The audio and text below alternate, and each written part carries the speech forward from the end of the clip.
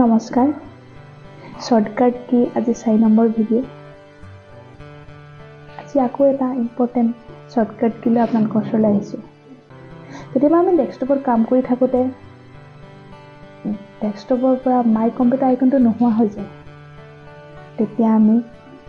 এটা শৰ্টকাট কি ইউজ কৰি মাই কম্পিউটাৰটো অপেন কৰিব পাৰোঁ আৰু সেই শৰ্টকাট কিটো হৈছে উইণ্ড'+E উইণ্ড' কীৰ লগত ই কীটো প্ৰেছ কৰি আমি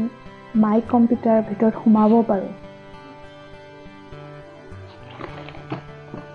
এতিয়াৰ পৰা যদি মাই কম্পিউটাৰ অপেন কৰিব বিচাৰোঁ তেতিয়াহ'লে উইণ্ড'+E কী প্ৰেছ কৰি অপেন কৰিব পাৰিম